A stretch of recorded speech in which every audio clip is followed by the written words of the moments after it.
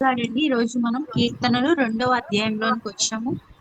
Already నిన్న చక్కని introduction అంతా మనం ఆల్రెడీ విని ఉన్నాము. సో కీర్తనలో 75 కీర్తనల వరకు కూడా దావీదు గారు రచించినట్లుగా మనకు ఆల్రెడీ అందరికీ తెలిసిన విషయాలే. జస్ట్ నేను రిమైండ్ చేస్తున్నాను అంతే. సో 75 కీర్తనలకి దగ్గర 75 కీర్తనలు దావీదు గారు రచించారు. ఇంకా ఆసాపు కీర్తనలు ఉన్నాయి, కోరాహు కుమారుల కీర్తనలు ఉన్నాయి, సొలొమోన్ గారు కూడా 2 కీర్తనలు రాసినట్లుగా మనం చూస్తున్నాము.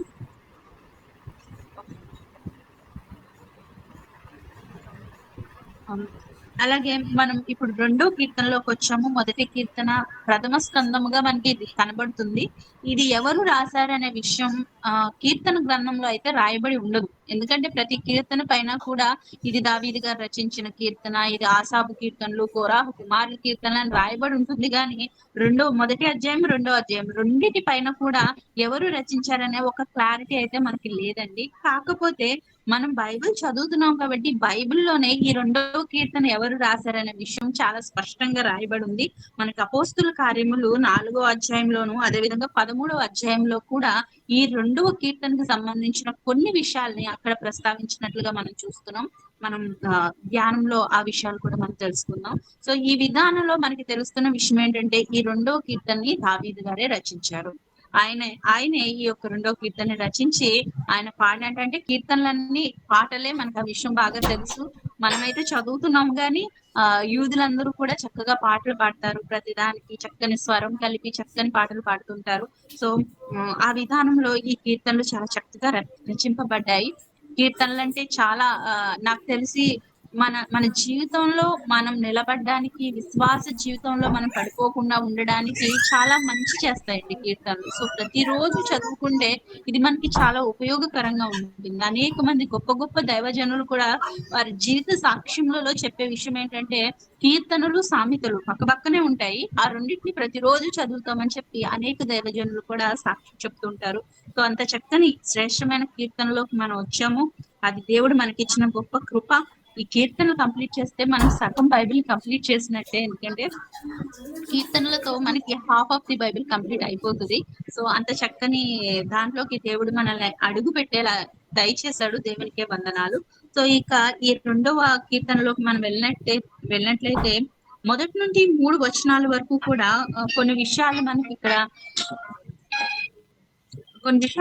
చాలా స్పష్టంగా కనబడుతూ ఉంటాయి. మొదటిగా నేను ఓవర్ లైన్ చెప్తున్నానండి. సో 2వ కీర్తన మొదటిగా ఏం చెప్తుంది అంటే కొంతమంది అల్లరి జనము గుంపు దేవునికి వ్యతిరేకంగా, దేవుని బిడ్డలకు వ్యతిరేకంగా నిలబడుతున్నారు. దేవుని బిడ్డల యొక్క నాశనంను వారు కోరుకుంటారనే విషయం మనకు కనబడుతుంది. వారిని చూసి సర్వోన్నతుడైన దేవుడు నవ్వుకుంటాడంట. ఆయన ఒక రాజుని నిలబడుతున్నాడు. ఆ రాజు అడిగితేనంట దేవుడు సమస్తమునిస్తాడంట. ఎలాగా అంటే జనములను స్వాస్యంగాను, భూమిని దిగంతముల వరకు సొత్తుగాను దేవుడు ఇస్తున్నాడంట. సో అంత గొప్పగా దేవుడు తన రాజుని నిలబెట్టబోతున్నాడు. సో అటువంటి రాజుని ముందు ఏ భూలోక రాజులైనా గడగడ వణికిపోతారన్న విషయం తెలియజేస్తూ ఆఖరిగా దేవుడు చెప్తున్న విషయం ఏంటంటే మీరు మీ కుమారుని ముద్దు పెట్టుకోండి, అప్పుడే మీరు మంచి త్రోవలో వెళ్తారనే విషయాన్ని చెప్తూ ఈ యొక్క కీర్తన కంప్లీట్ అయిపోతుంది. సో మొదటిగా 12 వచనాలు మాత్రమే ఈ కీర్తనలో మనకు కనిపిస్తుంది. కానీ ఈ కీర్తనలో మనం తెలుసుకోవడానికి ఎన్నో విషయాలు ఉన్నాయండి. ఎందుకంటే పాత నిబంధన చెప్తున్న ప్రతిసారి నేను కూడా కొన్నిసార్లు చెప్పాను ఏంటి అంటే పాత నిబంధనలో ప్రతి విషయంలో సర్వోన్నతుడైన దేవుడు చెప్తున్న ఈ మాటల మధ్యలో యేసుక్రీస్తు గారు మనకి కనబడతారు.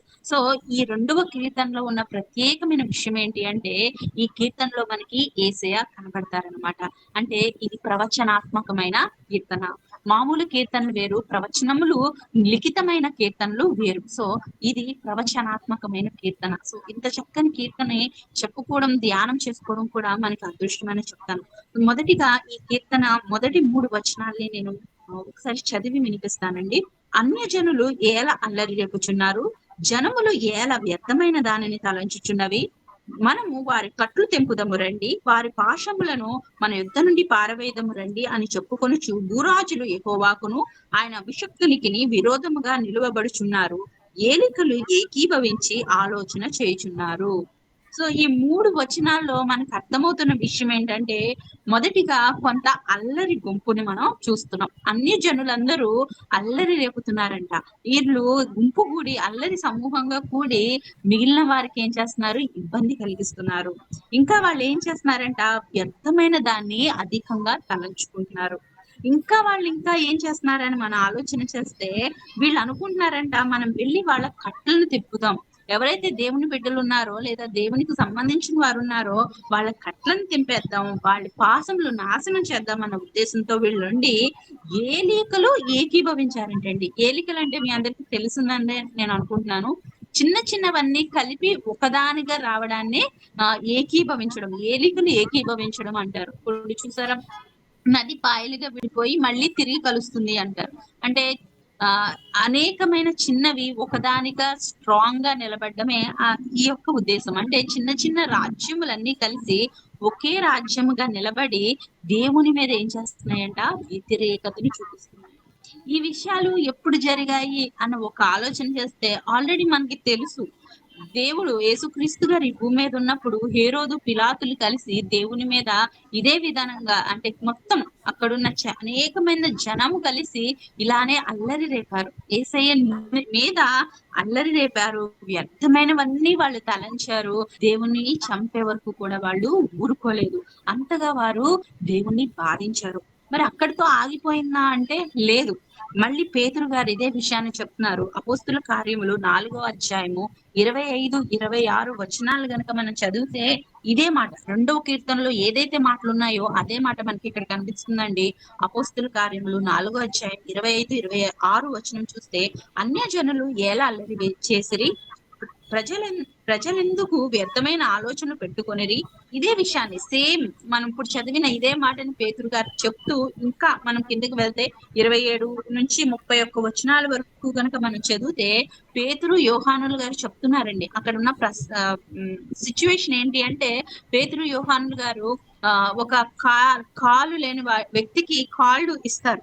అంటే ప్రార్థన చేసి వారికి అతనికి కాలు వచ్చేలా చేస్తారు. వెంటనే ఆ యొక్క పిలాతు అలాగే హేరోదులు వీరిని పట్టుకొని వీళ్ళని ఎలాగ బంధించాలా అని ఆలోచన చేస్తే, ఆ తర్వాత ఆ యొక్క చెర నుంచి బయటకు వచ్చిన తర్వాత పేతురు గారు చెప్తున్న మాటలు అన్నమాట ఇవి. ఏంటి అంటే, ఇదిగో నువ్వు ఆల్రెడీ చెప్పావు, పరిశుద్ధుడైన దావీదు నోటి నుంచి ఇదే మాటలు 2వ కీర్తనలో పలకబడ్డాయి కదా తండ్రి. అదే పరిస్థితి ఈ రోజు మా జీవితంలో కూడా వచ్చింది. నీకు విరోధంగా ఇక్కడ చాలా క్లియర్ గా పేతురు గారు చెప్తారండి. 28వ వచనంలో, యేసునకు విరోధంగా హేరోదును, పొంతి పిలాతును అన్యజనులతోనూ ఇశ్రాయేలు ప్రజలతోనూ. ఎవరెవరితో అండి? అన్యజనులతో, ఇశ్రాయేలు ప్రజలతో, వీళ్ళందరితో కలిసి ఈ హేరోదు అలాగే పిలాతు యేసయ్యను ఏం చేశారు? చంపేశారు. అలాగే ఇప్పుడు పేతురు యోహానులు కూడా ఏం చేస్తున్నారంట? దేవుని యొక్క పరిచర్య చేయనివ్వకుండా ఆటంకం కలిగిస్తున్నారంట. సో ఆటంకం కలిగిస్తున్నారు. నీ యొక్క స్వస్థత కార్యములు మేము చేయలేకపోతున్నాం, మాకు సహాయం చేయమని ఇక్కడ పేతురు అదేవిధంగా యోహానులు దేవునికి ప్రార్థన చేస్తున్నారండి.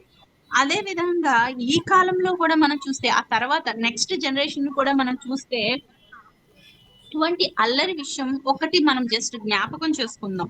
నీరో అనే ఒక చక్రవర్తి కోసం మనందరికి నాకు తెలిసి చాలా మందికి ఐడియా ఉందని అనుకుంటున్నాను.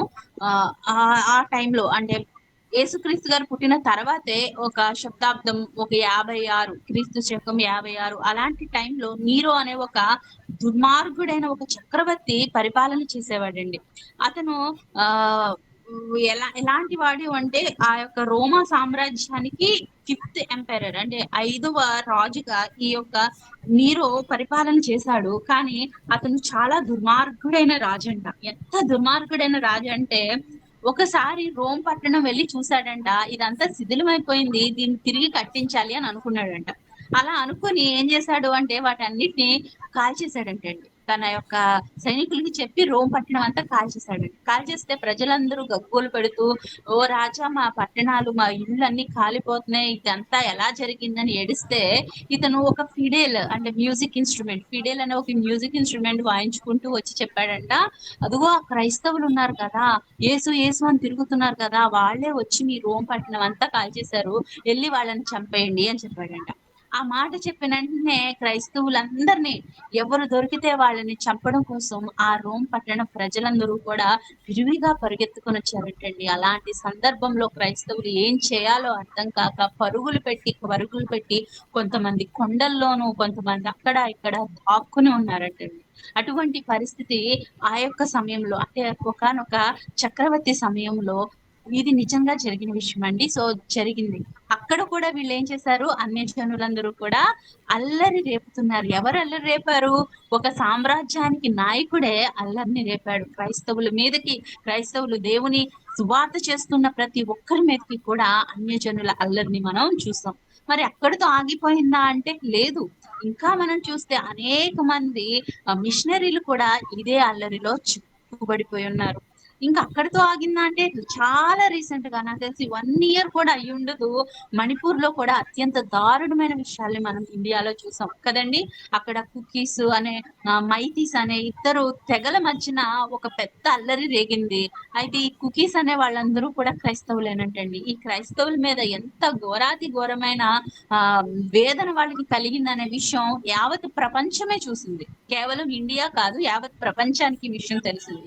ఎందుకింత అల్లరి? ఎందుకు క్రైస్తవుల మీద ఇంత కోపము అంటే, వాళ్ళు చెప్తున్న మాటేంటంటే, క్రైస్తవులు ఈ భూమి మీదకి వద్దు. మాకు వద్దు ఈ క్రైస్తవులని ప్రతి ఒక్కరు కూడా వ్యతిరేకతను చూపిస్తున్నారు. ఇలా వ్యతిరేకత చూపిస్తున్న వాళ్ళందరూ ఎవరు అంటే అన్యజనులు, సాతాను బిడ్డలు. వీళ్ళందరికీ జ్ఞానం లేదు కానీ, వాళ్ళందరూ ఏకమై ఏలికలు ఏమవుతున్నాయి? ఏకమవుతున్నాయి. ఇటువంటి దుర్మార్గమైన ఆలోచన కలిగిన వాళ్ళందరూ, సాతాను బిడ్డలందరూ ఆ కాలం నుంచి ఈ కాలం వరకు కూడా ఏకమైపోతూనే ఉన్నారు. ఏకమైపోయి ఎక్కడ క్రైస్తవులు దొరుకుతారా? ఎక్కడ క్రైస్తవుల్ని మటుమాయించేద్దామా? ఎవరు క్రీస్తు అంటున్నారో వాళ్ళ నోరు ఎప్పుడు మూద్దామా అన్న ఉద్దేశంతో పరుగులు పెడుతున్నారండి. నేను ఒక అంటే ఆర్ఎస్ఎస్‌కి సంబంధించిన ఒక వ్యక్తితో ఒకసారి నేను మాట్లాడాను. అతనితో మాట్లాడినప్పుడు అతను చెప్తున్న మాటేంటంటే, నాకు క్రైస్తవ్యం మీద ఎలాంటి ద్వేషం లేదు. కానీ అందరూ క్రైస్తవులైపోతే రేపు మా హిందూ మతం పోతుంది. మా హిందూ మతం అంతరించిపోతుంది. అందువల్లనే మేము ఈ రోజు నడుం కట్టుకున్నాం. అందువల్లనే మేము హిందువులుగా అందరిని తిరిగి చేర్చాలని మేము ప్రయాసపడుతున్నాం అని చెప్పాడండి సమాధానం. ఆ సమాధానం చెప్పినప్పుడు నాకు చాలా విచిత్రంగా అనిపించింది. సో, నిజమైన దేవుడిని కనుక్కోవడము, నిజమైన దేవుని రాజ్యంలో నడవడం అనేది వాళ్ళ యొక్క ధ్యేయం కాదంట. వారు ఎవరినైతే రాతి నీరప్పని పూజిస్తున్నారో, ఆ రాతి రప్పకి పూజలు ఆగకూడదనేది వీళ్ళ ధ్యేయం అంట. వాళ్ళకి అవసరమైనదేంటో కూడా వాళ్ళకేంటి తెలియని కూడా తెలియదు.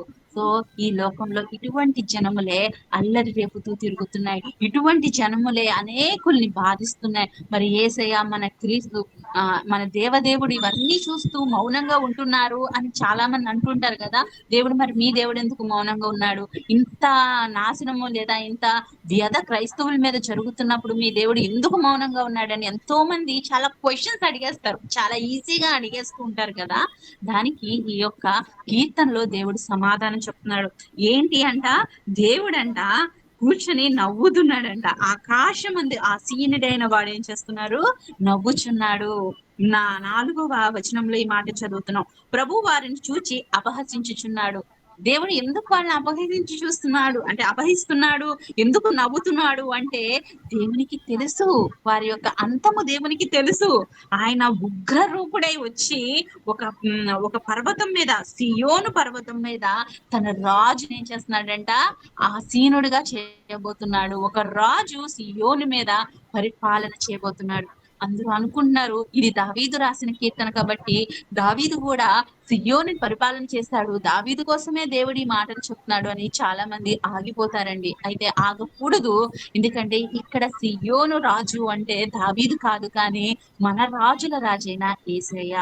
మన యేసయ్యనే దేవుడు అక్కడ మన సియోను మీద ఒక రాజుగా, ఈ భూమి మీద రాజుగా నియమించబోతున్నాడు. నిజానికి దావీదు కొంతకాలం 40 సంవత్సరాలు మాత్రమే పరిపాలన చేశాడండి. ఆ తర్వాత ఇంకొంతమంది పరిపాలన చేయొచ్చు. ప్రెజెంట్ కూడా చాలా మంది పరిపాలన చేస్తున్నారు. అయితే వీళ్ళందరూ కూడా శాశ్వత రాజ్యం కానే కాదు. వారి మరణం వరకే వారి వలన అవుతుంది. అంత గొప్ప చక్రవర్తి అని చెప్పుకున్న నీరో చక్రవర్తి తన 30వ సంవత్సరానికి చచ్చిపోయాడు తెలుసా అండి? తను పెద్ద వయసు ఏం లేదు, ముసలివాడు అవ్వలేదు, ఏమీ లేదు. పైగా ఆ కాలంలో 30 సంవత్సరాలు అంటే వెరీ యంగ్ అనమాట. సో అలాంటి వ్యక్తి కూడా అతని దుర్మార్గత వల్ల కేవలం 30 సంవత్సరాలు వచ్చేసరికి అతను చనిపోయాడు. అంటే ఈ లోక రాజులు ఎంత గొప్పవాళ్ళని తనను తాను ప్రత్యేకించుకున్నా గాని వారికి మరణం ఉంది. మరణం వాళ్ళని మృంగివేస్తుంది. అయితే మన రాజుల రాజున్నాడు. సియోను మీద దేవుడు నిజముగా నిలబెట్టబోయే ఒక రాజున్నాడు. ఆయనే మన యేసయ్య. ఆయన్ని మరణము మృంగివేయలేదు. ఎందుకంటే ఆయనే మరణపు ముళ్ళుని త్రించి వేశాడు. ఆయనకి ఇక మరణము లేదు. ఆయన రాజ్యము శాశ్వత కాలము ఉండబోతుంది. అటువంటి శాశ్వత కాలం ఉండే రాజు మన కోసం రాబోతున్నారు. కాబట్టి మీరు భయపడక్కర్లేదు, మీరు కంగారు పడక్కర్లేదు. ఈ రోజు మీరు చూస్తున్న హింస అది కొంతకాలం మాత్రమే. కానీ మన రాజుల రాజు వచ్చిన తర్వాత మనకి శాశ్వతమైన రాజ్యం ఉండబోతుందన్న విషయాన్ని దేవుడు మనకి తెలియజేస్తున్నారు. అంతేకాదు ఇంకా కొన్ని మాటలు ఇక్కడ మనకు కనబడుతున్నాయి. యెహోవా ఇంకా ఏం సెలవిస్తున్నాడంట, నీవు నా కుమారుడవు, నేడు నిన్ను కనియున్నాను. ఇదే మాటని పౌలు గారు మరి ఒకసారి ప్రస్తావిస్తారండి. మనకి అపోస్తుల కార్యము 13వ అధ్యాయము 33వ వచనాన్ని కనుక ఒక్కసారి మనం చూసినట్లయితే 33వ వచనం నేను చదువుతున్నానండి. దేవుడు యేసును లేపి పితరులకు చేసిన వాగ్దానమును మన పిల్లలకు నెరవేర్చి ఉన్నాడని మేము నీకు సువార్త ప్రకటించుచున్నాము. అలాగే నీవు నా కుమారుడవు, నేడు నేను నిన్ను కంటిని అనే 2వ కీర్తనయందు వ్రాయబడి ఉన్నది. ఇక్కడ పౌలు గారు కూడా ఇదే విషయాన్ని ప్రస్తావిస్తున్నాడు. 2వ కీర్తనలో దావీదు గారు నీ నా కుమారుడవు, నేడు నిన్ను కనియున్నానని దేవునికి అంటే యేసయ్యకి ఒక వాగ్దానము ఇవ్వబడింది. సో ఆయనకి ఇచ్చిన వాగ్దానము, మన పితరులకు ఇచ్చిన వాగ్దానము తప్పక ఒక రోజు నెరవేరుతుంది. అది నెరవేరిన రోజున మనకి సంతోషము, సమాధానం అనే విషయాన్ని పౌలు గారు కూడా మనకి ప్రస్తావించినట్లుగా మనం చూస్తున్నాం. అంటే ఈ రాజు ఎవరండి? దావీదు గారు అంటారా? కానే కాదు కదా. ఈ రాజు మన యేసయ్య, మన దేవుడు, మన కొరకు ప్రాణం పెట్టిన దేవుడు. అందువల్లనే ఇంత అంటే దావీదు గారికి యేసయ్య గారికి మధ్యన కొన్ని వందల సంవత్సరాల డిఫరెన్స్ ఉంది. కానీ అంత ముందే దావీదు గారు యేసయ్య కొరకైన ప్రవచనముని ఇక్కడ రాయడం అనేది మనము జ్ఞాపకం చేసుకోవాలి. సో దేవుడు మన దేవుడే, ఉన్నతుడైన దేవుడే, యేసయ్యే దేవుని కుమారుడిగా ఈ భూమి మీదకి వచ్చారు. ఇంకా దేవుడు ఆయనకి చెప్తున్న గొప్ప విషయం ఏంటి అంటే, నన్ను అడుగుము, జనములను నీకు స్వాస్యముగాను, భూమిని దిగంతముల వరకు సొత్తుగాను ఇచ్చెదను అనే వచనాన్ని కూడా మనం ఇక్కడ చూడొచ్చు. ఇది 8వ వచనంలో ఉంటుందండి. సో ఈ మాట కేవలం యేసుక్రీస్తు గారికో దావీదు గారికో మాత్రమే కాదండి. ఈ రోజు మన దేవుడు మనతో కూడా ఈ విషయాన్ని మాట్లాడుతున్నాడు. సో ఈ లోకంలో మనం ఏమి అడిగినా దేవుడు ఇవ్వడానికి సమర్థుడే. అయితే మనం ఏం అడుగుతున్నాం అనే విషయం కూడా మనకి జ్ఞాపకం ఉండాలి. మనం అడిగే వాటిల్లో సరైనది అడుగుతున్నామా, వ్యర్థమైనది అడుగుతున్నామా అనే విషయం కూడా మనకి తెలియాలి. కొన్నిసార్లు మనం అనుకుంటున్నాం, దేవా రోజు నీకు ప్రార్థన చేస్తున్నాను, రోజు నా సమస్య కోసం నేను అడుగుతున్నాను, ప్రతిరోజు అడుగుతున్నా, నువ్వు నాకు సమాధానం చెప్పట్లేదు తండ్రి అని కొంతమంది కన్నీరు కారుస్తారు కదా. వారికి దేవుడు చెప్తున్నాడు, నువ్వు నన్ను అడుగుము, జనములను నీకు స్వాస్యంగా ఇస్తాను అని చెప్తున్నాడు. మరి జనములు స్వాస్యంగా ఇవ్వడం అంటే ఏంటండి? ఒక రాజు కింద సర్వెంట్స్ ఉంటారు, అటువంటి సర్వెంట్స్ ని దేవుడు ఇస్తానని చెప్తున్నాడా అంటే కానే కాదు. జనములను స్వాస్థ్యంగా ఇవ్వడము అంటే నీవు విశ్వాస జీవితంలో, నీ ప్రార్థనా జీవితంలో అనేకమైన ఆత్మల్ని దేవుడు నీకు ఇవ్వబోతున్నాడు. ఎవరైతే అన్యజనులుగా ఉన్నారో, ఎవరైతే హింసించే వారిగా ఉన్నారో, వారి యొక్క మార్పుని చూసే శక్తిని దేవుడు నీకు ఇవ్వబోతున్నాడు. మనం లోకంలో ఎంతో మందిని అడుగుతాం, మన తల్లిదండ్రులను అడుగుతాము, కొన్ని సందర్భాల్లో మన పిల్లల్ని ఏమన్నా అడగొచ్చు, అంటే మన ఎల్డర్స్ ని, ఐ మీన్ మన ఉద్యోగంలో మనకన్నా ఉన్నతాధికారులు ఏమన్నా అడగొచ్చు. ఎంతమందిని అడిగినా మనకి సరైన కొన్ని సమాధానాలు సరిగ్గా రావు. మనం అడిగే వాటికి సరైన ఆన్సర్ చాలా సార్లు మనకు ఉండదు. అయితే మనం అడుగుతున్న దేవుని దగ్గర కనుక మనం అడిగితేనంట, ఎంతమంది ఆత్మలు మన చుట్టూ రక్షణ లేకుండా ఉన్నారో, ఎంతమంది వ్యర్థమైన జీవితం జీవిస్తున్నారో వాళ్ళందరి రక్షణని దేవుడు మనకి ఇస్తారంట. ఒక క్రైస్తవునికి కావలసిన గొప్ప విషయం ఏంటి అంటే దేవుని యొక్క ఆత్మల సంపాదన. అదే కదండి పేతురు, యోహాను, అంటే దేవుని యొక్క శిష్యులందరూ దేవుని దగ్గర ఉన్నప్పుడు దేవుడు చెప్తున్న మాటలు ఏంటంటే, మిమ్మలను మనుష్యులను బట్టు జాలరులుగా చేస్తాను, అంటే మరి చేపలు పట్టుకుంటే వారికి కడుపు నిండుతుంది. మరి మనుషుల్ని పట్టే జాలరుగా చేస్తే మరి కడుపు నిండుతుందా అంటే, దేవుడు దానికి కూడా ఒక సమాధానం చెప్పాడండి. మీరు వస్త్రం కోసం ఏం తినాలి, ఏం త్రాగాలని మీరు ఆలోచించొద్దు. కట్టు బట్టలతో ఎళ్ళిపోండి. మీకేమైనా తక్కువయిందా అని అడిగాడు దేవుడు. అందరూ వచ్చి మాకు ఏమీ తక్కువ కాలేదు తండ్రి అని సమాధానం చెప్పాడు. ఎందుకంటే పిచ్చుకలకి ఆహారం ఇస్తున్న దేవుడు మనకి కూడా ఆహారం ఇస్తాడు. మన ప్రతి అవసరత దేవునికి తెలుసు. కానీ మన ధ్యేయం ఏమై ఉండాలి అంటే శిష్యులకి ఉన్న ధ్యేయం వలె మనము కూడా మనుషులు పెట్టే జాలరులుగా మారాలి. దేవుని ఆత్మల కోసం దేవుని దగ్గర ఎవ్వరు నశించిపోకూడదు. అన్యాయంగా లేకపోతే ఈ లోక దుష్టత్వంతో ఎవరు చనిపోకూడదని ప్రతి ఒక్క ఆత్మ కొరకు ప్రార్థన చేసే శక్తులుగా దేవుని బిడ్డలుగా మనం మారాలని దేవుని కోరి ప్లేస్ వెళ్ళినా గాని అంటే నరకానికి నువ్వు వెళ్ళవు, నరకానికి నువ్వు పాత్రుడువు కాదు. కానీ దేవుని బిడ్డగా దేవుని స్థానంకే, దేవుని మందిరంకే మనం పాత్రలు అవుతామన్న విషయాన్ని కూడా దేవుడు ఇక్కడ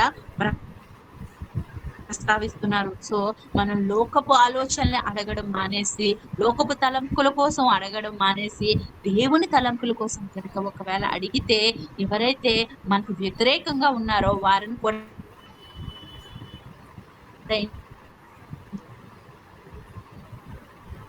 చేస్తాడు దేవుడు.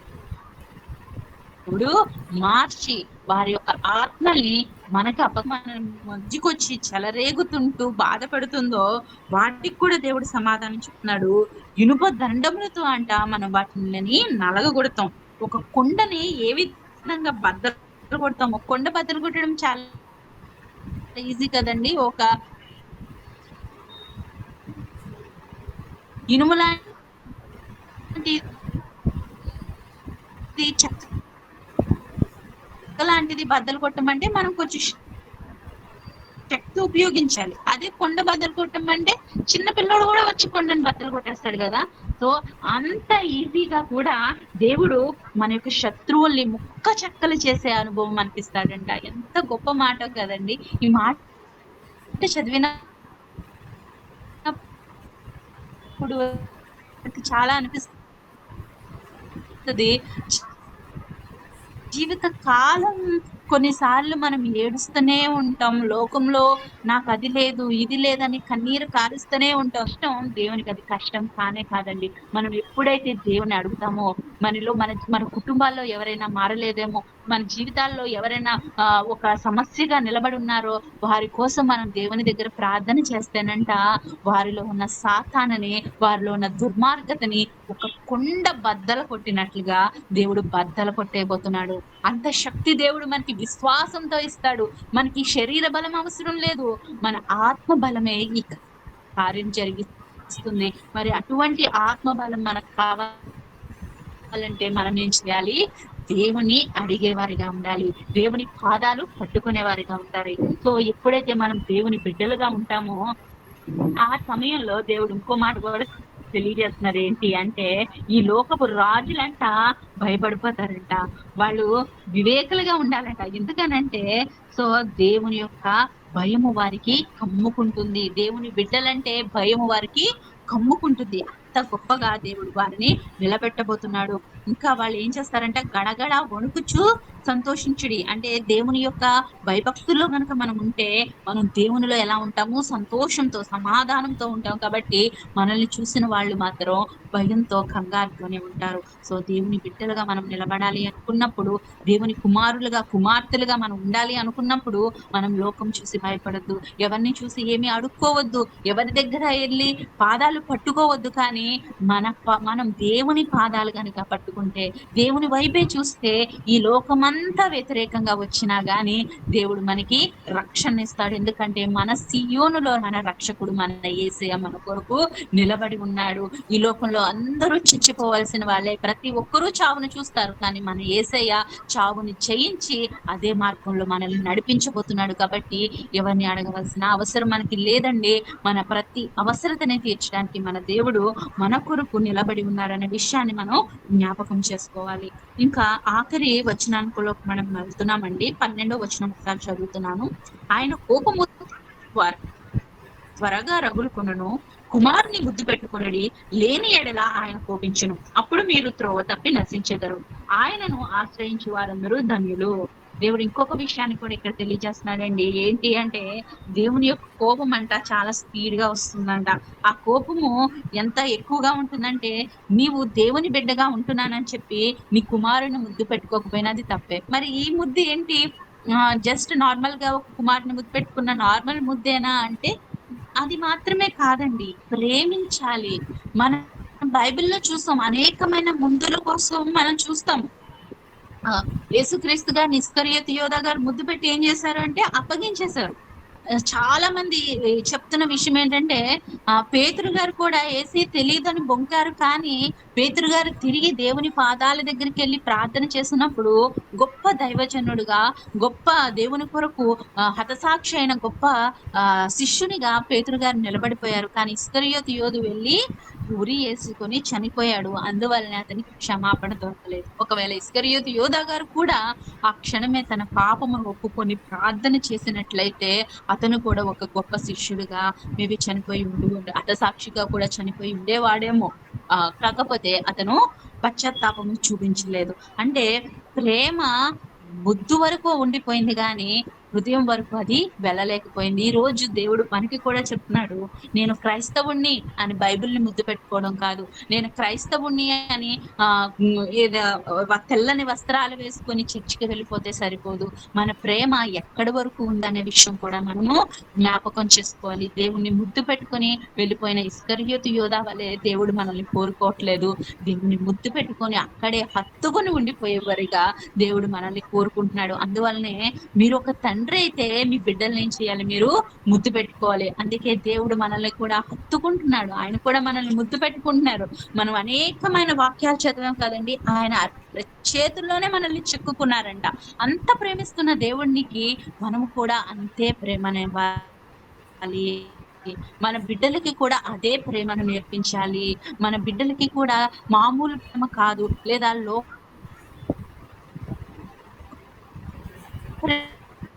ప్రేమ కాదు, కానీ ఆధ్యాత్మికమైన ప్రేమని మనం వారికి ఇవ్వాలి. బైబిల్ చాలా క్లియర్ గా చెప్తుందండి కొన్ని విషయాలు. ఒక తల్లిదండ్రులకి ఎన్నో విషయాల్ని బైబిల్ చాలా క్లియర్ గా చెప్తుంది. ఇక్కడ ముద్దు పెట్టుకోమని ఎంత క్లియర్ గా దేవుడు తెలియజేశారో అదే విధానంలో ఒక తండ్రి బిడ్డకి ఏం చేయాలి? కర్ర పట్టుకోవాలి, అతనికి శిక్ష కూడా వేయాలని దేవుడు చాలా స్పష్టంగా తెలియజేసిన విషయం మనం చూస్తున్నాం. అంటే మన అనుదిన జీవితంలో కూడా ఇవి అప్లికేబుల్ అవుతాయి. ఆధ్యాత్మిక జీవితంలోను అనుదిన జీవితంలో కూడా ఈ కీర్తనలే అవ్వచ్చు, దేవుని మాటలే అవ్వచ్చు మనల్ని నడిపిస్తాయి. కాబట్టి కేవలం ముద్దు పెట్టుకుంటూ వారిని వక్ర త్రోవలో నడిపించడమే కాదు, మన బిడ్డల్ని ముద్దు పెట్టుకోవాలి. అదే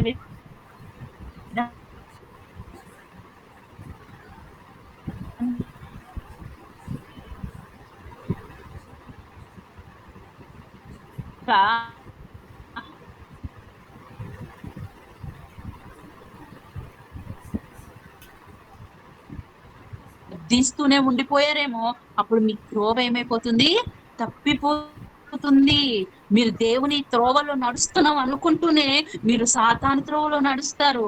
నీ కుమారుణ్ణి లేదా నీ కుమార్తెని ఒక సరైన మార్గంలో పెడుతున్నాను అనుకుంటూ నువ్వు వాక్యం అనుసరించకపోతే, ఆధ్యాత్మిక జీవితంలో వారిని నడిపించకపోతే నీ త్రోవ కూడా నీ బిడ్డ త్రోవతో పాటుగా చెడులోకి వెళ్ళిపోతుంది. కాబట్టి తప్పిపోయి నశించే వరకు కూడా మన జీవితాన్ని తీసుకుని వెళ్ళకూడదు. కానీ మన దేవుని బిడ్డలుగా మనం మొదటే ఆధ్యాత్మిక ఎవరైతే ఆయన్ని ఆశ్రయిస్తారో వారందరూ కూడా ధన్యులుగా బ్రతుకుతారనే విషయాన్ని మనం జ్ఞాపకం చేసుకోవాలి. సో ఈ కీర్తన ద్వారా దావీదు గారు తన యొక్క హృదయాన్ని తెరిచి రాయడమే కాదు కానీ ఒక ప్రవచనాత్మకమైన విషయాలను కూడా ఆయన రాయడం జరిగింది. సో ఈ రోజుకి మనం ఈ కీర్తన చదువుకొని ఇందులో ఉన్న యేసయ్యను మనం చూడగలుగుతున్నాము. ఒక తండ్రిని మనం చూడగలుగుతున్నాం. అంతేకాదు ఫ్యూచర్ కోసం కూడా ఈ కీర్తనలో మనకి రాయబడి ఉందండి. సో మనకి ఎక్కువ టైం లేదు కాబట్టి నేను చెప్పట్లేదు. ఇన్ ఫ్యూచర్ మనం చాలా సార్లు ప్రకటన గ్రంథం విన్నప్పుడు చూస్తున్నాం. అనేక మంది రాజులు ఏకమై ఒకే రాజుగా నిలబడబోతున్నాడు. యాంటీ క్రైస్ట్ రాబోతున్నాడు. ఇవన్నీ కూడా వీటికి సూచనలే. ఇక్కడ అందుకని ఈ మాట కూడా రాయబడింది. ఏలీకులు ఏకీభవిస్తున్నాయంటే అర్థం అనేక మంది రాజులు కలిసి ఒక్క రాజుగా ఉంటాయి. క్రైస్తవ్యం పూర్తిగా రద్దయిపోవాలి. బైబిల్ అనేది కనబడని కొన్ని రోజులు ఫ్యూచర్ లో ఉన్నాయి. వాటిలో దేవుని చిత్తమైతే మనం ఉండకూడదని నేనైతే కోరుకుంటాను. సో మనకి చాలా గడ్డు కాలం అనేది మన ముందుంది. కాబట్టి మన కుమారుల్ని మనం ప్రేమిద్దాం.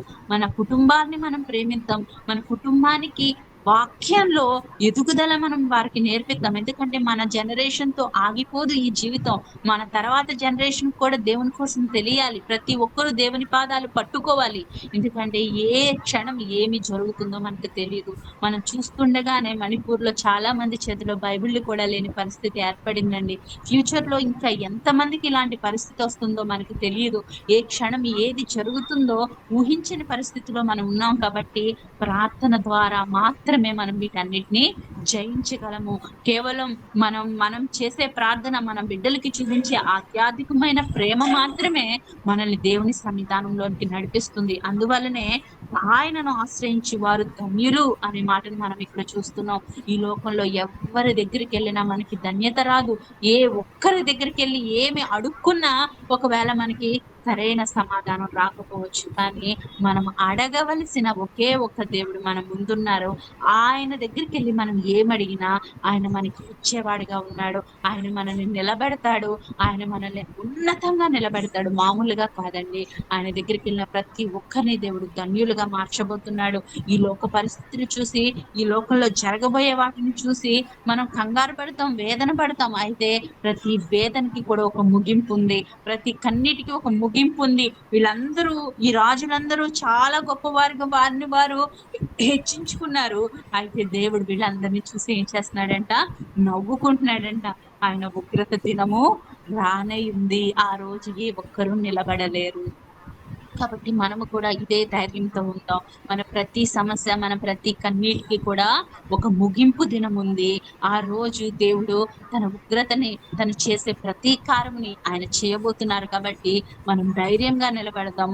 ఎవరు తృణీకరించినా, ఎవరు అవమానించినా, లేదా ఏ ఒక్కరు మన మీద అసహ్యమైన మాటలు మాట్లాడినా గానీ దేవుని బిడ్డలుగా ఉన్నందుకు, మామూలుగా కాదండి, తప్పు చేస్తే కాదు నేను చెప్పేది. దేవుని బిడ్డలుగా ఉన్నందుకు మనల్ని ఎవరైనా తక్కువగా చేసి మాట్లాడినా దేవునికే మన వాజ్యం అప్పజెప్పుకొని దేవుని వైపు చూస్తే మన రాజు, మన సియోను రాజైన మన యేసయ్య వచ్చి ప్రతి ఒక్కరికి సమాధానం చెప్పనే ఉన్నారు.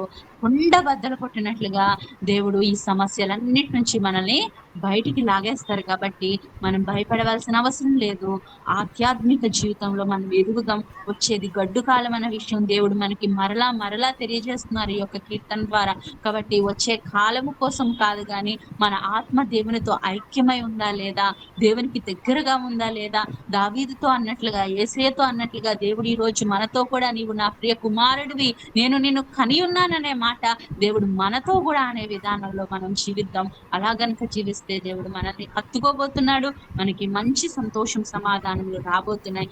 కాబట్టి ఏ భయము లేక మనం జీవించొచ్చు. అటువంటి జీవితం మనం జీవించాలని ఈ కీర్తన ద్వారా మనం ఇంకా ఆ చక్కని ఆశీర్వాదం పొందుకోవాలని కోరుకుంటూ దేవుడి వాక్యమును మన వినికిడిలో దీవించును గాక. ఆమేన్. ప్రార్థన.